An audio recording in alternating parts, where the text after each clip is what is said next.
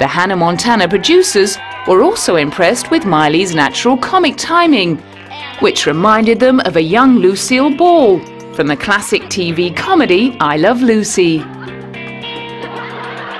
They also got the impression that Miley, having grown up with a father in show business, really understood the world of the lead character Miley Stewart, who leads a double life as a pop star. However, Miley, a self-confessed beanpole at the age of 12, was considered too small and too young to carry the leading role in the series.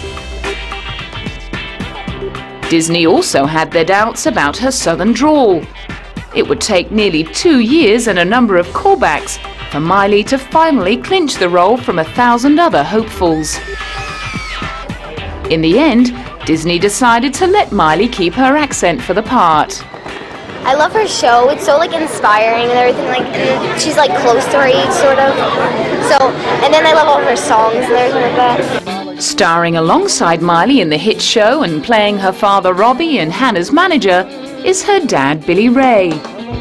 In fact, he was invited to audition for the part before the lead role of Hannah Montana was cast, but he only agreed to do so after his daughter got the part. After Hannah Montana aired, Billy Ray lost his status as the big star in the family. These days, it's his little girl who gets asked for autographs, while he's known simply as Miley's dad. Another of Miley's co-stars is rising tween sensation Emily Osment. Emily plays Lily in the series, and she and Miley have become good friends through the show. They amuse themselves by text messaging each other as they wait around between takes. In a case of life echoing art, Miley has become a real-life Hannah Montana, playing to packed houses at her concerts, hosting glamorous award ceremonies surrounded by celebrities, accepting awards herself, and starring in her own movie. Miley agrees that her life these days is a lot like Hannah's.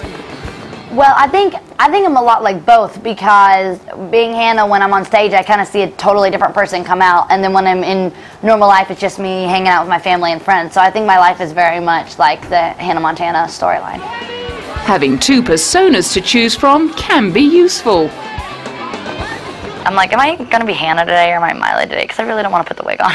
It's like, oh, I'm not really in the mood today. Or some days I'm like, I don't want to get up and don't want to wash my hair, so I'm like, I want to be Hannah. So much easier. I love Hannah Montana.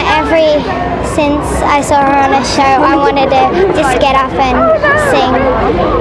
And yeah. It's really exciting for me when I get to meet fans, especially in other places, because I can ask them, what they like about the show and what they want to see, and all the different people want kind of different things to see with the characters, and so I like putting that into certain episodes so they can, keep, being into it by seeing what they've been wanting to see.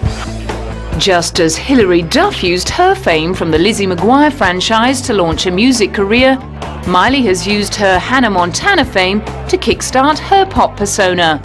The weekly episodes of Hannah Montana showcase Miley's singing abilities.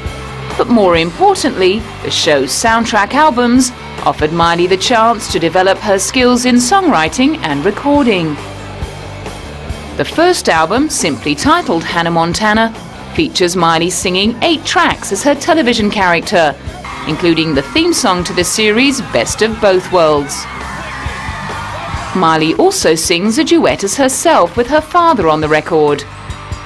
The album debuted at #1 on the US Billboard 200, and it was the 8th biggest selling album for 2006.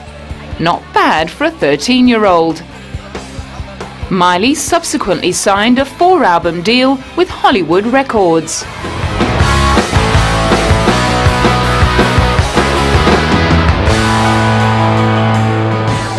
Miley kicked off her solo career in June 2007 with the release of Meet Miley Cyrus, a bonus album released with the second Hannah Montana soundtrack.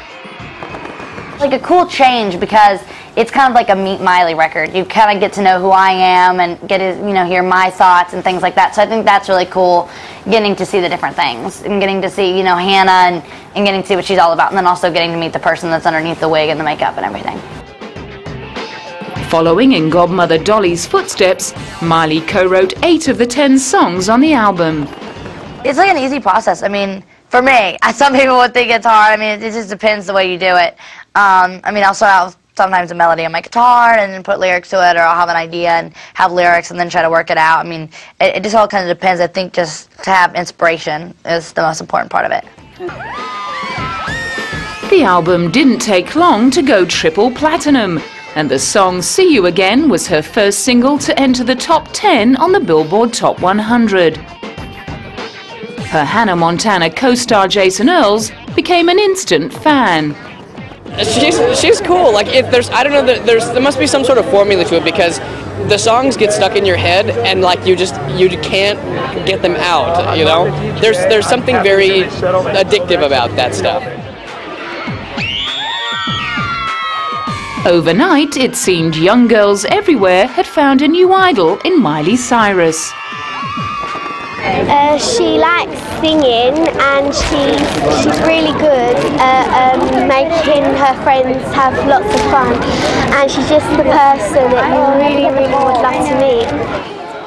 She caused a sensation when she turned up at an HMV store in London in March 2007 to sign copies of her DVD, Hannah Montana Behind the Spotlight. She was greeted on Oxford Street by hundreds of young fans hoping to meet her. That I just love her, and she's the best girl in town, and not town, just in the world. Got the best of both worlds. Chilling out, taking slow, then you rock out the show. You got the best of both worlds. Mix it all together, and you know that it's the best of both worlds.